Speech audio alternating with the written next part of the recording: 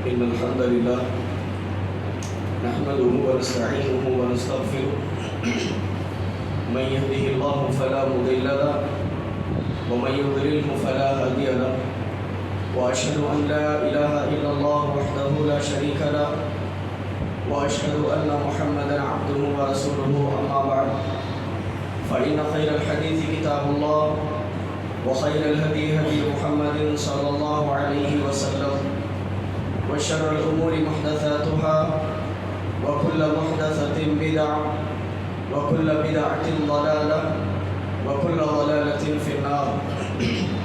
أعوذ بالله من الشيطان الرجيم. بسم الله الرحمن الرحيم. يا أيها الذين آمنوا اتقوا الله حق تقاته ولا تموتن إلا وأنتم مسلمون. يا أيها الناس اتقوا ربكم الذي خلقكم من نفس واحدة وخلق منها زوجها وبث منهما رجالا كثيرا ونساء واتقوا الله الذي تساءلون به والأرحام إن الله كان عليكم رقيبا. يا أيها الذين آمنوا اتقوا الله وقولوا قولا سديدا يصلح لكم أعمالكم ويغفر لكم ذنوبكم ومن يطع الله ورسوله فقد فاز فوزا عظيما. وقال تعالى في مقام آخر: بسم الله الرحمن الرحيم. إن هذا القرآن يهدي للتي هي أقوم. محترم حاضرین جمعہ، قابل احترام بزرگوں و دیگر سامعین و سامعات، سب سے پہلے حمد و ثنا و صلاح رب العالمین کے لیے جو اس کائنات کا حقیقی رازق ہے، مالک ہے، پالنہار ہے، کبریائی و صلاح رب العالمین کے لیے جس کی بندگی میری اور آپ کی زندگی کا مقصد ہے، بعدہ حمد و ثنا کے درود و سلام کا تحفہ نازل ہو تمام انبیاء علیہم السلام پر، بالخصوص اللہ رب العالمین کے آخری پیغمبر جناب مصطفیٰ محمد رسول اللہ صلی اللہ علیہ وسلم پر، آپ کے آل و اصحاب پر اللہ رب العالمین اپنا رحم و کرم فرمائے ہم سب پر، آمین۔ حاضرین کرام، آج کی جمعہ میں جس عنوان کے تحت آپ حضرات کے سامنے گفتگو ہوگی، عنوان ہے عظمت قرآن اور اس کے ضروری اسباب۔ دیکھیے، ہم جس مہینے سے گزر رہے ہیں رمضان المبارک کا مہینہ ہے۔ یہ مہینہ تمام مہینوں میں افضل اسی لیے قرار پایا کیونکہ اس مہینے میں اللہ رب العالمین نے قرآن کریم کو نزول فرمایا۔ یہ اس مہینے کی فضیلت ہے کہ قرآن کریم کی عظمت کی وجہ سے اس مہینے کو اللہ تعالیٰ نے ممتاز کیا تمام مہینوں میں۔ اس مہینے کے 10 دن پورے مہینوں میں، پورے مہینے میں اس مہینے کے آخری 10 دن افضل قرار پائے، اسی لیے کہ ان 10 دنوں میں ایک رات ہے جس کو لیلۃ القدر کہا جاتا ہے، اور اس رات کو 1000 راتوں سے افضل قرار دیا گیا، اسی لیے کیونکہ اللہ رب العالمین نے اس رات میں قرآن کریم کو نازل فرمایا۔ تو گویا کہ پورے مہینے کی فضیلت صرف اور صرف اس وجہ سے ہے کہ اس مہینے میں قرآن کریم کا نزول ہوا ہے۔ دوسری کوئی بات نظر نہیں آتی کہ قرآن کریم کی عظمت اور اس کی شان کا یہ مقام ہے کہ جس رات یہ نازل ہوا اللہ تعالیٰ نے 1000 راتوں سے اس کو افضل بنا دیا۔ جس مہینے میں نازل ہوا اس مہینے کو تمام مہینوں میں افضل قرار دیا۔ جس نبی پر نازل ہوا وہ نبی تمام انبیاء کے سردار بنے۔ جس فرشتے نے لے کر کے آیا وہ تمام فرشتوں کا سردار ہے، اور جس ملک میں یہ نازل ہوا اس کو ام القریٰ کہا گیا، اور جس امت پر یہ نازل ہوا وہ امت تمام امتوں پر افضلیت رکھتی ہے۔ تو یہ قرآن کریم کی فضیلت ہے کہ تمام چیزوں کو افضل بناتا چلا گیا۔ تو قرآن کریم، آئیے اس کی عظمت اور شان ہم آپ کے سامنے رکھنے کی کوشش کریں گے۔ قرآن کریم وہ عظمت والی کتاب ہے جس کے تقدس پر سارے مسلمانوں کا اتفاق ہے۔ کوئی مسلمان آپ کو ایسا نہیں ملے گا جو قرآن کریم کی بے حرمتی اور اس کی بے ادبی کو برداشت کر سکتا ہو۔ کوئی بھی مسلمان ہو، کسی بھی مسلک سے تعلق رکھنے والا ہو، چاہے بے نمازی ہو، چاہے شرابی ہو، قرآن کریم کی عظمت کو سب نے قبول کیا، اور کوئی ایسا مسلمان نہیں جو اس کے تقدس کو پامال کرتا آپ کو نظر آئے گا۔ میرے بھائیوں، قرآن مجید اس کتاب کو کہتے ہیں جو اللہ رب العالمین کی جانب سے جبرائیل علیہ السلام کے ذریعے سے حضرت محمد صلی اللہ علیہ وسلم پر نازل ہوئی، جس کا پڑھنا باعث ثواب ہے، اور اس کی حفاظت کی ذمہ داری اللہ رب العالمین نے رکھی ہے۔ اور قرآن کریم میں اللہ تعالیٰ نے ارشاد فرمایا: इन्ना नहनु नज़्ज़लना ज़िक्र व इन्ना लहु लहाफ़िज़ून, हमने इस कुरान को नाजिल किया और हम ही इसके मुहाफ़िज़, हम ही इसकी हिफाजत की जिम्मेदारी लेते हैं। आप देखिए कुरान करीम की जब अल्लाह ताला ने हिफाजत की जिम्मेदारी ली तो जैसे कुरान करीम मोहम्मद रसूलुल्लाह सल्लल्लाहु अलैहि वसल्लम पर नाजिल हुआ, आज तक जूं का तू कुरान करीम वैसे ही है और क़यामत की सुबह तक कुरान करीम वैसे ही रहेगा। देखिए अल्लाह के नबी सल्लल्लाहु अलैहि वसल्लम पर जब सूरह तौबा नाजिल हुई उसके पहले बिस्मिल्लाह नहीं थी, बिस्मिल्लाहिर्रहमानिर्रहीम नहीं थी। आज भी कुरान करीम के अंदर बिस्मिल्लाहिर्रहमानिर्रहीम नहीं है। ये इस बात की दलील है कि कुरान करीम के अंदर जरा बराबर भी तब्दीली नहीं आई, इसके हर्फ को कोई तब्दील नहीं कर सकता। क्यों? क्योंकि इसकी हिफाजत की जिम्मेदारी अल्लाह रब्बुल आलमीन ने मुसलमानों के उलमा पर नहीं छोड़ी। जैसे दिगर मजहबी किताबों को, दिगर आसमानी किताबों को जैसे तौरात है, इंजील है, ज़बूर है, इनकी हिफाजत की जिम्मेदारी अल्लाह ताला ने इनके उलमा पर रखी थी। नतीजा क्या हुआ? इन्होंने किताबों को बदल दिया, अपने मुवाफिक इन्होंने आयतों को तब्दील कर दिया, आयतों के अंदर तरमीम कर दी, आयतों को मुअत्तल कर दिया। लेकिन कुरान करीम की हिफाजत की जिम्मेदारी जब अल्लाह ताला ने ली है तो इस कायनात का कोई भी इंसान, चाहे दुनिया, इंसान, जिन्नात, तमाम मखलूक़ात जमा हो जाए, कुरान करीम के हर्फ को बदल नहीं सकते। ये अल्लाह ताला की हिफाजत के ज़िम्मे है, ये अल्लाह ताला के हिफाजत के ज़िम्मे है। यही तो हम देखते हैं कि कुरान करीम कैसे महफूज होता आ रहा है, नस्ल दर नस्ल महफूज होता आ रहा है। जिस तरह अल्लाह के नबी सल्लल्लाहु अलैहि वसल्लम पर नाज़िल होता, नबी खुद हिफ्ज़ कर लिया करते और हज़रत जिब्रील खुद हिफ्ज़ कर लिया करते। बताइए जिस किताब को जिब्राइल हिफ्ज़ कर ले उसको कौन बदल सकता है? क्या उसमें तरमीम आ सकती है? जिसको फरिश्तों का सरदार जिब्राइल 600 पर वाला जिब्राइल जिस कुरान को हिफ्ज़ कर ले उसको कोई बदल सकता है? तो अल्लाह रब्बुल आलमीन ने इसकी हिफाजत का जिम्मा और इसकी हिफाजत की जो काम लेता आ रहा है, ये कुरान करीम बराबर सीनों में और सफीनों में महफूज होता आ रहा है, सीनों में और सफीनों में महफूज होता आ रहा है। इसीलिए हम देखते हैं कि हमें ताज्जुब नहीं होता इस बात पर कि मुसलमानों का बच्चा 2 साल में 3 साल में इस कुरान करीम को हिफ्ज़ कर रहा है, अपने सीने के अंदर कुरान करीम को दफन किए जिंदा घूम रहा है।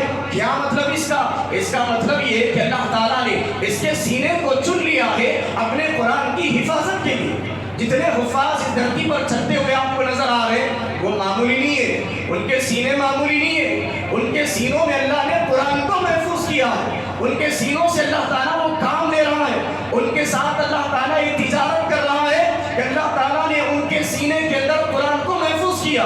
जब अल्लाह ताला ने अपने कुरान की हिफाजत के लिए इनके सीनों का इस्तेमाल किया, पता है आपको अल्लाह ताला इसका अजर भी उन्हें देने वाला है। क्या अजर है? मजमूअ ज़वाइद की रिवायत अल्लामा अलबानी ने सही करार दिया है, रावी हज़रत अबू हुरैरा है, बयान करते हैं कि क़यामत के दिन कुरान मजीद थके मांदे आदमी की शक्ल में आएगा और आ करके क़ारी कुरान से कहेगा क्या मुझे पहचानता है? कुरान कहेगा, आदमी कहेगा, क़ारी कहेगा मैं तुझे नहीं पहचानता।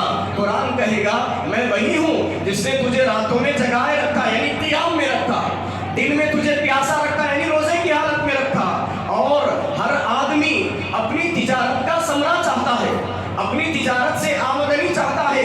आज मैं सारे तिजारतदारों को छोड़कर तेरी तिजारत का समरा देने के लिए आया हूँ। कुरान करीम क़ारी कुरान के बारे में अल्लाह ताला से सिफारिश करेगा, हत्ता के क़ारी कुरान के एक हाथ में अल्लाह ताला बादशाहत देगा, कहीं डरे ना, परेशान ना हो कि बादशाहत कहीं छीन ना जाए। अल्लाह ताला दूसरे हाथ में हमेशगी का परवाना देगा। और इतना ही नहीं, कुरान करीम के हिफ्ज़ करने वाले के वालिदैन को बुलाया जाएगा। बुलाने के बाद अल्लाह रब्बुल आलमीन उनके सर पर इज्जत का ताज रखेगा और जन्नत के 2 लिबास उसे अता करेगा। क़ारी कुरान के वालिदैन कहेंगे अल्लाह इतनी इज्जत क्यों दी जा रही है, इतना मकाम हमें आज क्यों दिया जा रहा है? क्यों? वो ताज्जुब क्यों करेंगे? उनका ताज्जुब क्यों ना हो? दुनिया में हुफ़ाज़ को मकाम नहीं दिया लोगों ने, दुनिया में हुफ़ाज़ और उसके वालिदैन को दुनिया वालों ने वो मकाम नहीं दिया। बताइए आप, एक क़ारी कुरान जो मस्जिद का इमाम हो उसकी तनख्वाह कितनी हम रखते हैं, उसके साथ क्या रवैया होता है?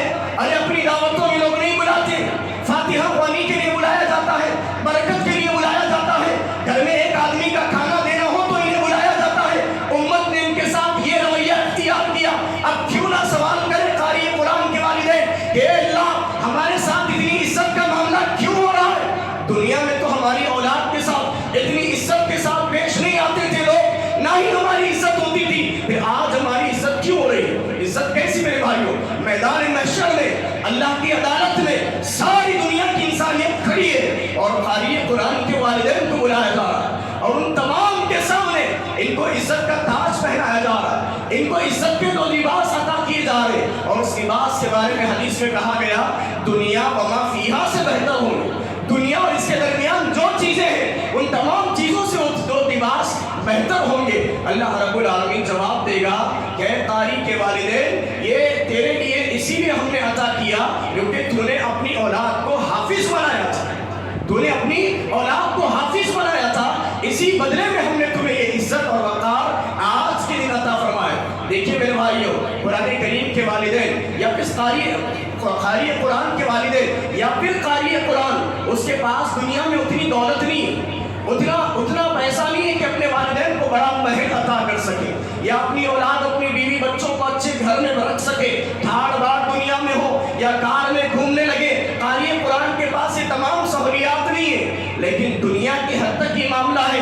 آخرت میں جب جائیں گے دیکھیے ان کے ساتھ کیا مقام کیا مرتبہ انہیں عطا کیا جا رہا ہے، ان کے ساتھ کیا معاملہ ہو رہا ہے کہ تمام دنیا والوں کو ان کے سامنے بتلایا جا رہا ہے کہ ان کا کیا مقام تھا۔ اور ایسا نہیں کہ وہاں جانے کے بعد معلوم ہوگا، ایسا نہیں ہے کہ مرنے کے بعد یہ مقام معلوم ہوگا۔ اللہ نے قرآن کریم میں پہلے نازل فرما دی آیت، کہا اللہ کے نبی صلی اللہ علیہ وسلم سے لقد آتیناک سبعا من المثانی والقرآن العظیم لا تمدن عینیک الی ما متعنا به ازواجا من زہرۃ الحیاۃ الدنیا۔ اے اللہ کے رسول آپ اپنے ساتھیوں سے کہہ دیجئے کہ آپ اپنی للچائی ہوئی نگاہوں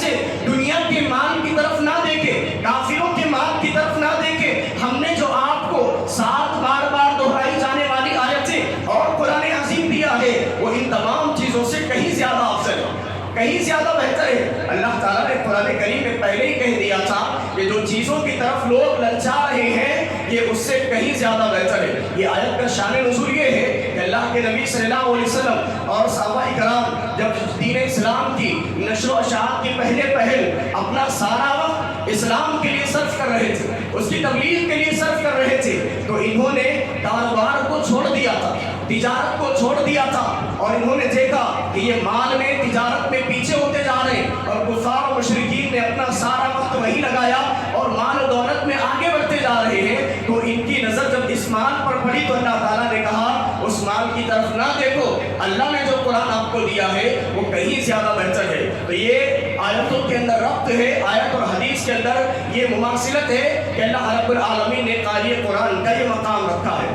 تو بتائیے جو قاری اس کو حفظ کر لے، یعنی جو آپ مسلمان اس کو حفظ کر لے اس کو یہ فضیلت دی جا رہی تو قرآن کریم کا کیا مقام ہوگا۔ تبھی تو اللہ تعالیٰ نے کہا کہ قاری پڑھتا چلا جا، جنت کے درجے حاصل کرتا چلا جا، تیری آخری منزل وہی ہوگی جب تیری آخری آیت ہوگی، جہاں تیرا حفظ ختم ہوگا وہی جنت میں تیرا مرتبہ بھی ختم ہو جائے گا۔ تو لہٰذا یہ عظمت ہے قرآن کریم کی۔ اسی طرح قرآن کریم وہ کتاب ہے جس کے تقدس پر سارے مسلمانوں کا اتفاق ہے۔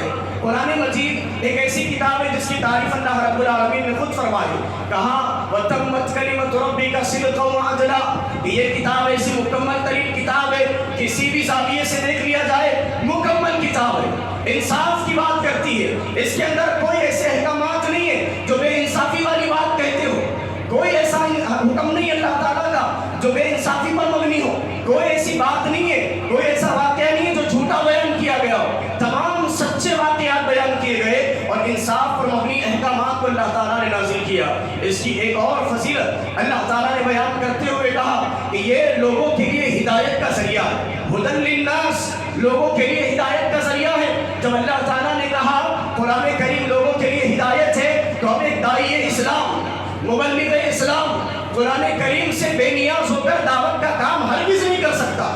جو لوگ کتاب الہی کو چھوڑ کر، قرآن کو چھوڑ کر اپنی تبلیغ کا نصاب کچھ اور بناتے ہیں انہیں اس آیت پر غور و فکر کرنا چاہیے کہ اللہ نے کہا کہ لوگوں کی ہدایت کا ذریعہ واحد قرآن مجید ہے۔ آپ اس کتاب کو چھوڑ کر انسانوں کی لکھی ہوئی کتاب کو تبلیغ کا نصاب بناتے ہیں، لوگوں میں دعوت کا نصاب بناتے ہیں، آپ کامیاب نہیں ہو سکتے اپنی دعوت میں۔ آپ لوگوں کو اللہ کی طرف تو نہیں بلا سکتے، جو آپ نے نصاب بنایا ہے اپنی تبلیغ کا، اس نصاب کے ذریعے سے آپ لوگوں کو اللہ کی جانب تو نہیں بلا سکتے، ہاں اپنے مسلکوں کی طرف بلائیں گے اس نصاب کے ذریعے سے، اپنے ائمہ کی طرف بلائیں گے اس نصاب کے ذریعے سے، اپنے اماموں کی طرف بلائیں گے اس نصاب کے ذریعے سے.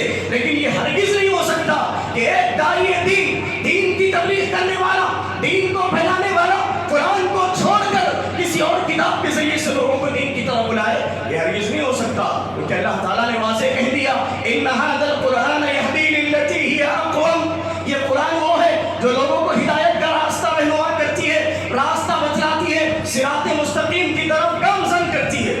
تو میرے بھائیوں بچائیے قرآن کریم سے بے پرواہ ہو کر کے لوگوں نے اپنے ممبر و محراب کو جو ہے دوسری کتابوں سے زینت دیا ہے. قرآن چھوڑ کر، حدیث چھوڑ کر کسی انسان کی لکھی ہوئی کتاب کے ذریعے سے پیارے نبی صلی اللہ علیہ وسلم کے ممبر و محراب کو زینت دی ہے.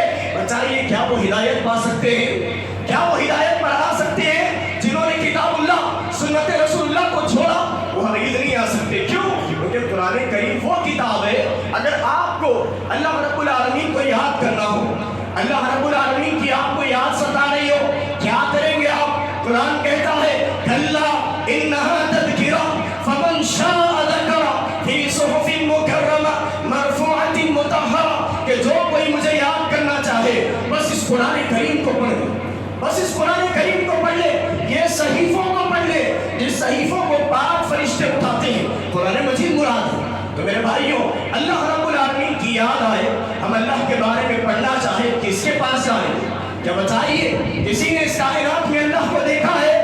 نہیں دیکھا. تو پھر اللہ کے بارے میں ہمیں معلومات کون فراہم کریں گے؟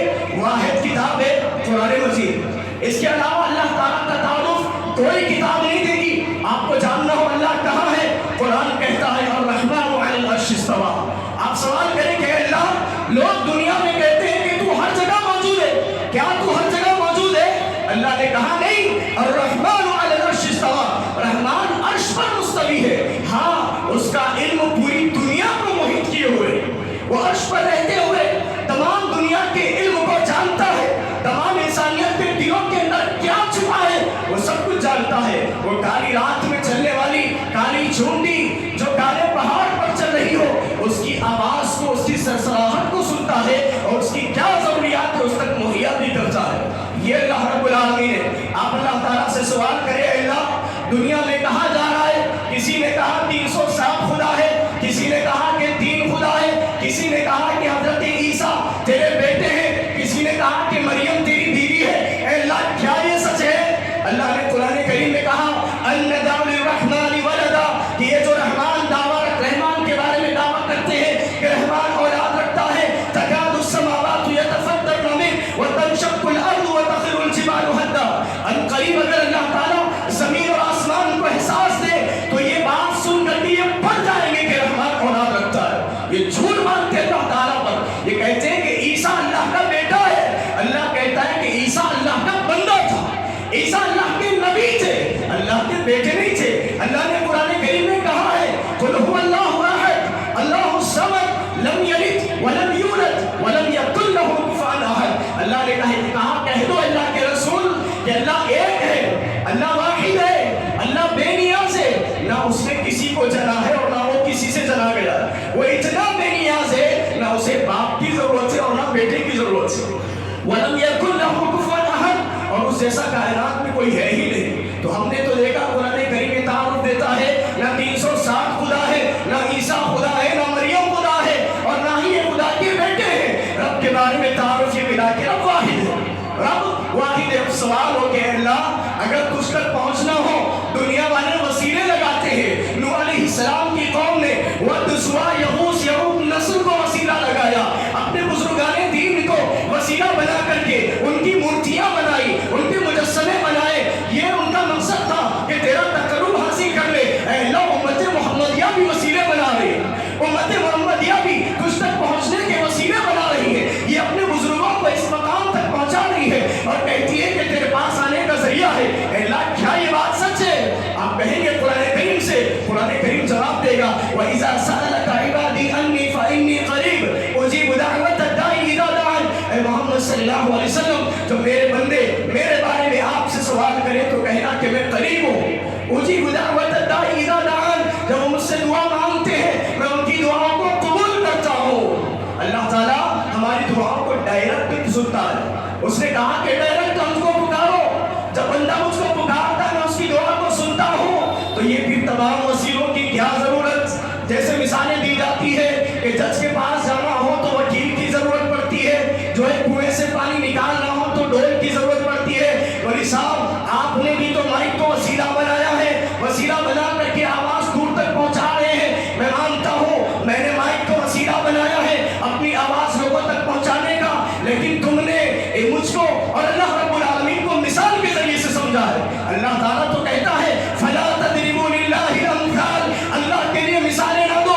ظالموں, جج کے بارے میں اللہ تعالیٰ کی مثال قائم کرتے ہو, کنویں اور پانی کی ڈول کے بارے میں اللہ کے بارے میں مثال دیتے ہو, مائک سسٹم کو اللہ کے بارے میں مثال دیتے ہو. ان مثالوں کی کیا حقیقتیں جانتے ہو؟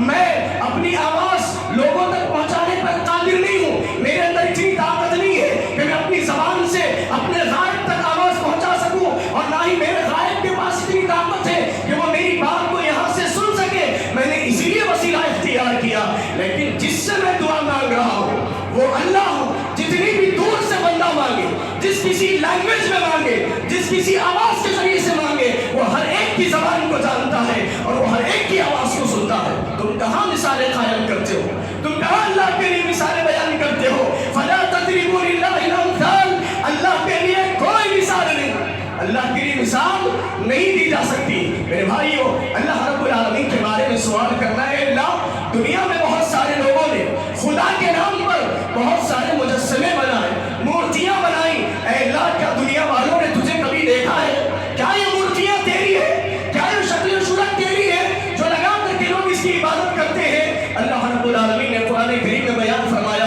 اے موسیٰ علیہ السلام نے جب اللہ رب العالمین سے کہا کہ اے اللہ میں تجھے دیکھنا چاہتا ہوں, کوہ طور پر اللہ تعالیٰ نے ان کو بلا کر کے کلام کیا اور کلیم اللہ ہونے کا شرف عطا کیا. اب موسیٰ علیہ السلام اللہ رب العالمین سے ڈائریکٹ کلام کر رہے ہیں, بات کر رہے ہیں. دل میں جستجو پیدا ہوئی, خواہش پیدا ہوئی کہ اے اللہ میں تجھ سے کلام کر رہا ہوں, میں یہ چاہتا ہوں کہ میں تیرا دیدار بھی کروں, میں تجھے دیکھ بھی لوں. اللہ رب العالمین نے کہا لن ترانی, اے موسیٰ تم ہمیں ہرگز نہیں دیکھ سکتے, تمہیں وہ آنکھیں ہم نے عطا نہیں کی کہ ہمارا ادراک کر سکو. لا تدرک الابصار, آنکھیں اس تک نہیں پہنچ سکتی, تم مجھے ہرگز نہیں دیکھ سکتے. موسیٰ علیہ السلام نے اصرار کیا, اے اللہ میں تجھے دیکھنا چاہتا ہوں. اللہ تعالیٰ نے کہا کہ موسیٰ ٹھیک ہے, اس پہاڑ کی جانب دیکھو, ہم اس پر اپنی تجلی کو نازل کریں گے. فَإِنِ اسْتَقَرَّ مَكَانَهُ فَسَوْفَ تَرَانِي, اگر وہ پہاڑ اپنے مقام پر باقی رہا, رک گیا, ٹک گیا, ہماری تجلی کو برداشت کر سکا, پھر تم ہمیں دیکھ سکتے ہو. پھر کیا ہوتا ہے؟ حضرت موسیٰ برابر پہاڑ کی طرف دیکھ رہے ہیں. فَلَمَّا تَجَلَّى رَبُّهُ لِلْجَبَلِ جَعَلَهُ دَكًّا وَخَرَّ مُوسَىٰ صَعِقًا, جب اللہ تعالیٰ نے اپنی تجلی کو اس پہاڑ پر نازل کیا, اللہ کی خشیت سے, اللہ کی تجلی سے وہ پہاڑ ریزہ ریزہ ہو گیا. فَخَرَّ مُوسَىٰ صَعِقًا, موسیٰ بے ہوش ہو کر زمین پر گر پڑے. معلوم ہوا کسی نے اللہ تعالیٰ کو نہیں دیکھا, کسی نے اللہ تعالیٰ کا دیدار نہیں کیا. تو پھر جب اللہ کا دیدار ہی نہیں ہوا تو یہ مورتیاں کیسے سچ ہو سکتی ہے؟ یہ مورتیاں اس خدا کی کیسے ہو سکتی ہے؟ یہ مورتیاں وہ الہ کی نہیں ہے. قرآن کریم نے بیان کیا, قرآن کریم نے اللہ تعالیٰ کا تعارف دیا. میرے بھائیوں, قرآن کریم وہ کتاب ہے جو مکمل اللہ رب العالمین کا تعارف اپنے اندر رکھتی ہے. لہٰذا اس کتاب کو ہمارے جو چھوٹے چھوٹے بچے حفظ کر رہے ہیں, یہ اللہ رب العالمین ان سے حفاظت کی ذمہ داری لے رہا ہے. قرآن کریم کی عظمت مسلمانوں کو آج پہچاننے کی ضرورت ہے, یہ بات جاننے کی ضرورت ہے کہ اللہ تعالیٰ کے بارے میں جو کتاب تعارف دے سکتی ہے وہ صرف قرآن مجید ہے. لیکن امت نے اس قرآن کی عظمت جانا تو صرف اتنا سمجھا کہ اس کو جزدان میں لپیٹ کر کے سچوں پر رکھ دیا جائے, اس کو جزدان میں لپیٹ کر کے سچوں پر رکھ دیا جائے. اس کا استعمال کب ہو؟ جب گھر کے اندر کوئی مرنے پر آ چکا ہو, جس کی روح نرخرے تک پہنچ گئی ہو, اس کے اوپر یاسین پڑھ کر دم کرتے رہے تاکہ اس کی روح آسانی سے پرواز ہو جائے. بچائیے, کیا قرآن موت دینے کے لیے آیا ہے؟ کسی کی روح کو قبض کرنے کے لیے آیا ہے؟ یا قرآن اسی لیے نازل کیا کہ اس سے یہ کام لیا جائے, گھر بنانے میں پڑھا جائے, نئے گھر میں داخل ہوتے وقت جو ہے قرآن خوانی کرنے کے لیے پڑھا جائے, بچوں کو مدرسے کے بلا کر کے قرآن خوانی کرنے کے لیے پڑھا جائے, قرآن بخشنے کے لیے پڑھا جائے, یا مردوں پر پڑھنے کے لیے قرآن آیا, یا زندوں کو زندگیاں دینے کے لیے آیا؟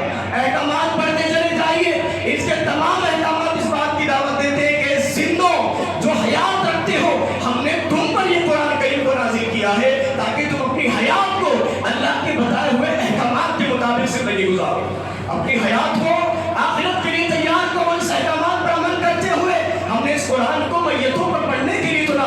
किया। कुरान करीम को पढ़ो तो बात समझ आएगी ना। कुरान करीम के बारे में अल्लाह ताला ने खुद कहा सूरह इब्राहिम की आखिरी आयत में कि ये हादा बलागुल लिन्नास, कि ये लोगों के लिए अल्लाह ताला की जानिब से खत है, एक पैगाम है। क्या हमने ये पैगाम खोल करके पढ़ा? क्या हमने इस पैगाम को पढ़ने की कोशिश की? बहुत सारे लोगों की शिकायत ये होती है, उज़्र ये होता है उनके पास कि मौलवी साहब पढ़ना नहीं आता। पढ़ना नहीं आता तो क्या सुनना भी नहीं आता? मोहल्ले में कितने मसाजिदें हैं, मसाजिद के अइम्मा के पास जाकर बैठकर समझना नहीं आता, सुनना नहीं आता। कभी कोई ऐसी तौफीक हुई आपको कि मौलवी साहब ये सूरा बार बार जुमा में पढ़ा जाता है, सूरह आला, ये क्यों पढ़ते हैं? कभी आकर के किसी ने मौलवी साहब से सवाल किया? कभी किसी ने सवाल किया? ये तौफीक हमें नहीं होती, इस बारे में तौफीक नहीं होती कि कुरान करीम के रुमूज़ और असरार को जानने की कोशिश करें, इसके अंदर क्या पैगाम अल्लाह ने रखा है पढ़ने की कोशिश करें। अल्लाह ने कहा कि ये अल्लाह ताला का खत है अपने बंदों के नाम। बचाइए, आज से 10-15 साल पहले हमारे बुजुर्ग जानते हैं, अगर इनके कोई रिश्तेदार सऊदी वगैरह में हो और जब टेलीफोन का दौर ना था, खुतूत लिखे जाते थे।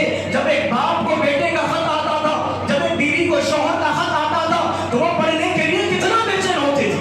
अगर बाप को वो पढ़ना नहीं आता तो किसी के पास जाकर के कहता था मेरे बच्चे का खत आया है, पढ़ करके सुनाइए। तो मेरे भाइयों, ये कुरान करीम जब अल्लाह ताला की जानिब से खत है, ठीक है आपको पढ़ना नहीं आता, क्या आप सुन नहीं सकते? कुरान करीम का ट्रांसलेशन हर लैंग्वेज में मौजूद है, रिकॉर्डिंग में भी मौजूद है, ऑडियो में मौजूद है, वीडियो में मौजूद है, और उलमा भी अपनी हमारी बस्तियों में मौजूद है। हर तरीके के वसाइल दस्तयाब है, लेकिन हम सुनना चाहते हैं तो सिर्फ शबीने में सुनना चाहते हैं, हम सुनना चाहते हैं तो सिर्फ तरावीह में सुनना चाहते हैं। पूरा एक पारा होना जबरदस्ती की जाती है उफाज से। क्यों? सुन करके रमजान में कुरान को खत्म करना है। क्यों? साहब साल भर किताब नहीं खोलते ना, इसीलिए एक महीने में पूरी मुकम्मल कुरान सुनना चाहते हैं। हालांकि कोई ऐसा तरीका और सुन्नत नहीं है कि पूरी कुरान को जो है एक महीने में सुना जाए, लेकिन हुफ़ाज़ को तंग किया जाता है कि वो पूरी कुरान सुनाए। क्यों? उनके साहब पूरा साल कुरान नहीं पढ़ते ना, पूरा कुरान एक महीने में सुन करके साल भर का हक अदा करना चाहते हैं। और बात हज़रात तो ऐसे हैं, एक महीना उनके पास टाइम नहीं है, वो क्या करते हैं? वो 10 शबीना पढ़ते हैं, वो 6 शबीना पढ़ते हैं, वो 3 शबीना पढ़ते हैं, वो 1 शबीना पढ़ते हैं, और हद ये करते हैं कि कुरान करीम पर जुल्म करते हैं। जाकर देखिए, जहाँ शबीना चल रहा हो, माहिर हुफ़ाज़ को उनके सामने खड़ा कर दिया जाए, उनको कहा जाए कि सुनकर बताइए कहाँ से पढ़ रहा है कारी? नहीं बता पाएगा, सिर्फ गड़बड़ या लमोन गड़बड़ तान तामरुन की नदाइल आपको सुनाई देगी, इसके अलावा कुछ भी नहीं समझ में आएगा। ना किसी मद का ख्याल, ना किसी और चीज का ख्याल, सिर्फ कुरान करीम को पढ़ करके 6 दिन में खत्म करना है हाफिज़ साहब। क्यों? डिमांड है ताजिरों की, तिजारतदारों की, कि उनको शुरुआत के 6 दिन में ग्राहक नहीं रहते, ज्यादा कस्टमर नहीं रहते, मार्केट में आते हैं 15 रमजान के बाद। तो ये साहब क्या करना चाहते हैं? शरीयत को अपने मुआफिक ढालना चाहते हैं, शरीयत को अपने मुआफिक ढाल करके, जिस तरह इनको फुर्सत है, फंक्शन हॉल में शबीना चल रहा है, किसी एक खास कमेटी हॉल के अंदर शबीना चल रहा है। क्यों? उनके ताजिर है, बड़े बड़े तिजारतदार है, 15 रमजान के बाद मुठभेड़ होने वाली है मार्केट के अंदर, जो है झुंड का झुंड जाकर इनकी दुकान में खरीदी करने वाला है। साहब को फुर्सत नहीं मिलेगी, ग्राहक इतना आएगा, माल इतना गिर जाएगा कि उसके अंदर मसरूफ हो जाएंगे, आकर के रोजाना तरावी का एहतमाम नहीं कर पाएंगे, इसीलिए ये ऐसे करते हैं। तो लिहाजा ये काम ये हाल कुरान करीम के साथ उम्मत ने किया है कि इसको मुर्दों पर पढ़ने के लिए और इसको जो है 1 महीने में सुनने के लिए या उससे कम 1 दिन में सुनने के लिए खास कर दिया, और इसका मुतालिया जो हकीकत में करना था उसको नहीं किया गया, और इस किताब के साथ जुल्म हुआ। तो अल्लाह के नबी सल्लल्लाहु अलैहि वसल्लम की शिकायत लाजिम है कि अल्लाह मेरी इस उम्मत ने इस कुरान को बस पुष्ट डाल दिया, इतना पीछे डाल दिया कि ना इनके उलमा ने इस चीज में जो है ज़हानत दी कि कुरान करीम को समझे और अपने दीनी, अपने मिली मसाइल, अपने मुश्तरका मसाइल का हल कुरान में तलाशे। ऐसा भी नहीं किया मेरी उम्मत ने क्या किया? अपने ज़िम्मी मसाइल को, अपने ज़िम्मी मसाइल को, अपने अस्वाजी मसाइल को तलाशा, भी तो कहीं और तलाशा, और तलाक के मसाले में तो उम्मत ने वाज़ेह कर दिया कि हमें कुरान की हाजत नहीं, हमें कुरान की हाजत नहीं है। कुरान कहता है कि एक बार भी 3 तलाक नहीं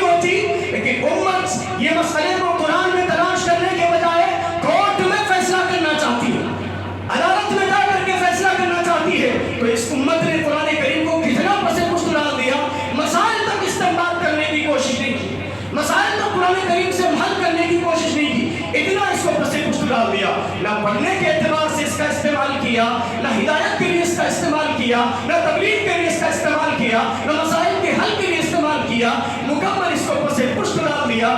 نتیجہ یہ ہوا کہ اللہ تعالیٰ نے ہمیں بے ہوا کر دیا، بے وزن کر دیا، دوسری قومیں ہم پر ٹوٹ پڑ رہی ہے۔ وجہ یہ کہ ہم نے اللہ کی کتاب کے رہتے ہوئے اس کے مطابق اپنے آپ کو نہیں ڈالا۔ اللہ رب العالمین سے دعا ہے، اللہ رب العالمین کہنے سننے سے زیادہ ان باتوں پر غور و فکر کرنے کے ہم سب